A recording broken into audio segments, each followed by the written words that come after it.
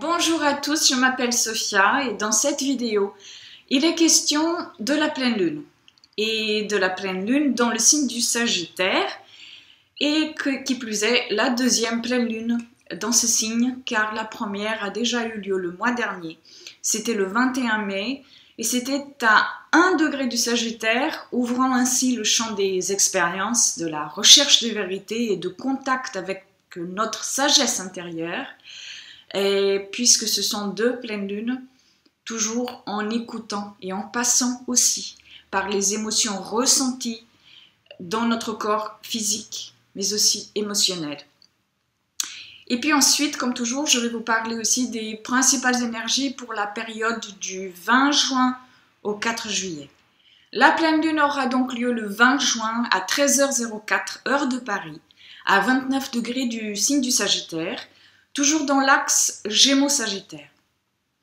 Elle sera plus fortement ressentie par les signes mutables, surtout troisième décan, mais aussi les signes cardinaux du premier décan. Et les mutables sont donc, pour ceux qui ne se rappellent plus, le Gémeaux, la Vierge, le Sagittaire et le Poisson, et puis les cardinaux, Bélier, Cancer, Balance et Capricorne.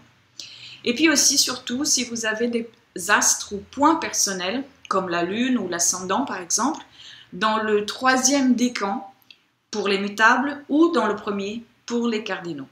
Comme toujours et comme je le dis souvent dans mes vidéos, une pleine lune c'est toujours un moment de culmination des énergies, de clarté ou de lâcher prise, pour se tourner vers une nouvelle vision de ce qui était avant ou de ce qui a été transformé ou ce qui va être transformé suite à cet éclairage.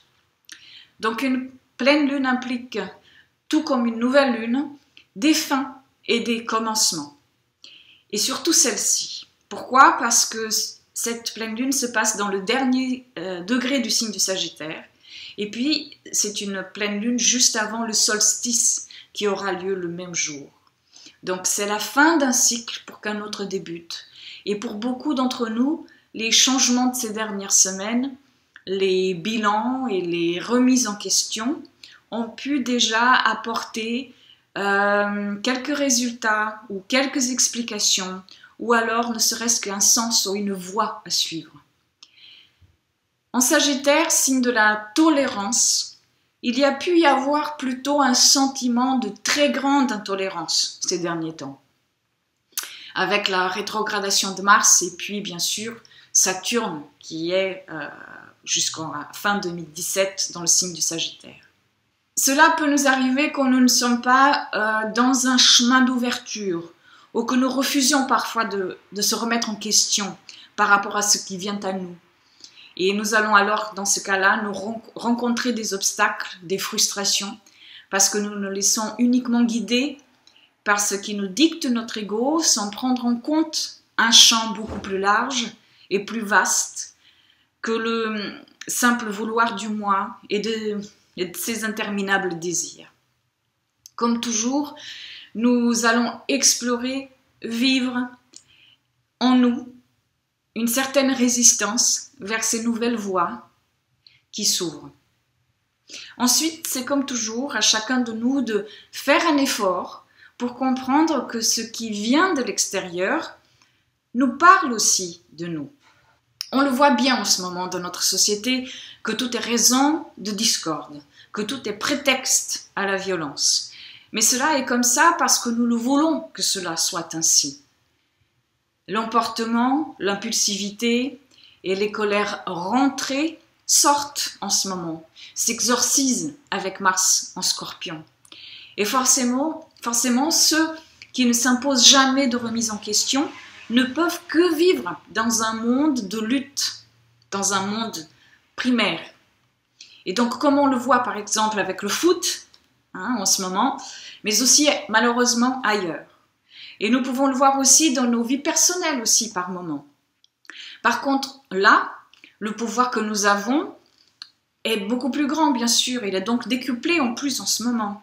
Donc nous pouvons agir dans nos vies personnelles si nous le voulons, ou nous pouvons demander de l'aide si nous ne pouvons pas agir uniquement seuls.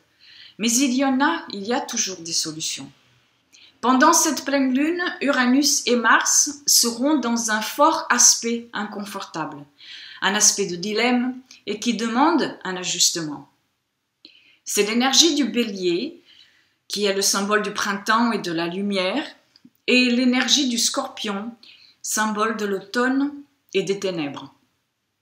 Il y a ici un fort instinct de survie, car c'est en plus entre Mars et Uranus, deux énergies impulsives, et comme Mars est rétrograde, il peut y avoir accumulation ou refoulement qui finira par trouver un moyen d'expression. Dans nos vies personnelles, il serait bon peut-être en ce moment de prêter doublement attention à ce qui se passe dans notre mental et faire la part des choses, relativiser, ne pas se laisser emporter par ce qui se passe en nous ou autour de nous. Cette énergie va rester avec nous jusqu'à mi-juillet et son but est de nous apprendre à trouver de nouveaux moyens d'évacuation, mais constructifs, de donner aussi la liberté à des peurs qui ont été longuement enfuies, autrement que par le recours à la précipitation, Bélier, ou à la manipulation, Scorpion. Mais c'est aussi un magnifique aspect de prise de risque. Donc le Bélier, tout comme le Scorpion, sont deux signes qui permettent à la vie de se créer. Le Bélier parce qu'il est porteur de lumière, et le Scorpion parce qu'il est faiseur de terreau, avec toutes les ombres enfuies. Donc l'un initie et l'autre transforme. Mais bon, comme toujours, il faut que pour cela nous soyons prêts à envisager ces possibilités-là, au-delà de ce que peut nous montrer notre ego parfois en ébullition quand il est convaincu de sa vérité vraie. Si vous avez des planètes entre 21 et 24 degrés du Bélier ou du Scorpion, vous pourrez ressentir cette énergie de Mars-Uranus peut-être plus fortement. Mercure est aussi très important dans cette pleine lune, car cette planète va venir dans les jours à venir en quelque sorte clôturer cette croix mutable dont je vous en ai parlé dans ma dernière vidéo et qui reste encore très présente. Mais pour la clôturer, cela veut dire qu'il va la réactiver avant, en passant sur les mêmes degrés de la nouvelle lune d'il y a 2 semaines. Donc Mercure est maintenant dans son signe, le Gémeaux, et ici, c'est l'acceptation de la dualité perceptible par le mental, pour ouvrir ensuite la voie à l'émotion changeante du Cancer, et dans laquelle Vénus se retrouve déjà, et où le Soleil la rejoindra dans quelques heures après la pleine lune avec le solstice. Et le solstice, c'est toujours un moment de changement dans les énergies qui nous entourent. Nous entrons dans l'énergie du Cancer, et avec lui, le rythme cyclique s'impose à nous. À partir du solstice d'été, nous avons avec nous cette énergie de chaleur et d'abondance qui va nous accompagner, mais nous avons également en même temps les jours qui commencent déjà à raccourcir aussi. C'est là, même si nous ne le voyons pas, même si nous ne le ressentons pas de suite. Et donc, tout ça pour dire qu'encore une fois, on voit bien que partout dans la nature, la dualité s'intègre, elle est complémentaire.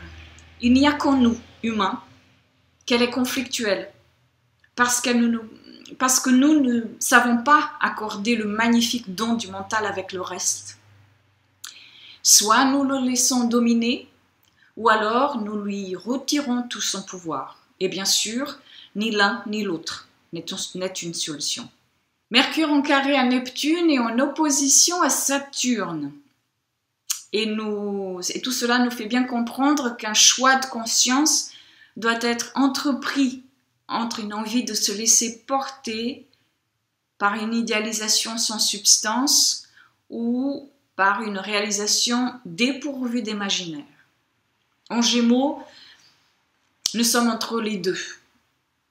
Certains choisiront l'un ou l'autre, et d'autres encore essayeront de retrouver un certain équilibre dans une écoute vénusienne de notre centre émotionnel, car Vénus est en Cancer, comme je le disais tout à l'heure, et essaye de nous amener à assimiler le passé, mais aussi à nous ouvrir tout simplement à ressentir le beau qui est là et l'émerveillement contenu dans le fait d'accepter notre propre vulnérabilité et notre sensibilité.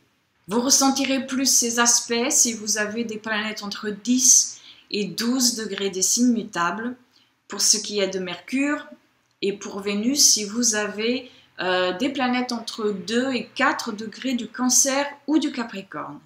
Le 23 juin, Mercure forme un carré avec Jupiter et le mental reprend sa place. L'information, l'expression, la critique et le jugement seront pour certains à l'ordre du jour. Pour d'autres, ce sera la soif d'apprendre toujours plus, ou encore le moment pour travailler véritablement et à fond sur des projets d'écriture ou dans d'autres formes d'expression. Donc il peut y avoir de l'exagération dans l'air aussi, dans les mots et dans la présentation d'une information ou d'une certaine vérité. Donc vous serez plus concerné si vous avez des planètes entre 15 et 17 degrés du Gémeaux ou de la Vierge. Le 26 juin, c'est le dernier dialogue entre Jupiter et Pluton dans un trigone en signe de terre qui nous a accompagnés en toile de fond depuis l'année dernière et qui va maintenant avoir son dernier passage. Donc cela a été une phase de transformation, Pluton, par l'expansion, Jupiter.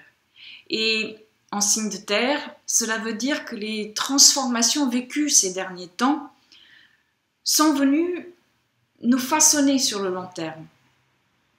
Donc vous ressentirez plus cette énergie-là si vous avez des planètes entre 15 et 16 degrés de la Vierge ou du Capricorne. Le 30 juin, Mars sort de sa rétrogradation à 23 degrés du Scorpion et il reste encore sur ce degré jusqu'au 12 juillet à peu près, moment où il commencera donc à partir de ce moment-là à avancer sur les derniers degrés du Scorpion. Donc on va enfin pouvoir commencer à comprendre petit à petit notre nouvelle direction à suivre dans le ou les domaines que Mars a transité. Donc accepter ici de laisser partir pour que le renouveau s'installe ou reprenne sa course. Donc ce qu'il faut savoir, c'est qu'il ne ressortira de sa zone d'ombre que vers la 3e semaine d'août. Donc ce qui veut dire qu'il reste encore des choses, et qu'il restera encore des choses à mettre en place, à nous en occuper d'ici là. Entre le 1er et le 3 juillet, Vénus s'oppose à Pluton, mais fait aussi un sextile à Jupiter, et le Soleil fait un trigone à Neptune. C'est le chemin obligé ces dernières années pour toute planète qui rentre dans le signe du Cancer. Elle va forcément s'opposer à Pluton.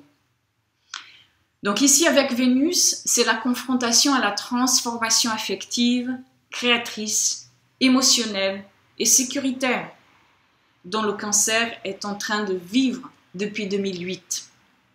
Mais nous sommes tous concernés, car nous avons tous dans nos thèmes le signe du Cancer quelque part, et nous avons donc à intégrer aussi qu'une transformation nous est demandée dans ces domaines-là. En sextile, au même moment à Jupiter, la transformation demandée ici nous apporte expansion et croissance, même si parfois nous ne le voyons pas. Le Soleil, en trigone à Neptune, au même moment, nous parle de la capacité à regarder tout cela comme un moyen qui est nécessaire, inspirant et même, pourquoi pas, guérisseur pour notre évolution, si nous acceptons de l'envisager de cette manière-là. Donc entre cette période, entre le 1er et le 3 juillet, c'est aussi une belle période pour explorer, imaginer, créer la possibilité d'un changement à venir, suite à la rétrogradation de Mars et de Saturne. Donc le changement est véritablement en marche. Vous serez plus concerné si vous avez des planètes entre 16 et 17 degrés des signes cardinaux, pour l'aspect entre Vénus et Pluton. Pour l'aspect entre Vénus et Jupiter, ce sera entre 16 et 18 degrés du Cancer ou de la Vierge. Et pour l'aspect Soleil-Neptune, entre 11 et 12 degrés du Cancer ou des Poissons. Voilà, cette vidéo est maintenant terminée. Je vous remercie beaucoup de l'avoir regardée. Je vous dis à la nouvelle lune et je vous souhaite une magnifique pleine lune dans le signe du Sagittaire ainsi qu'un très beau solstice. Au revoir.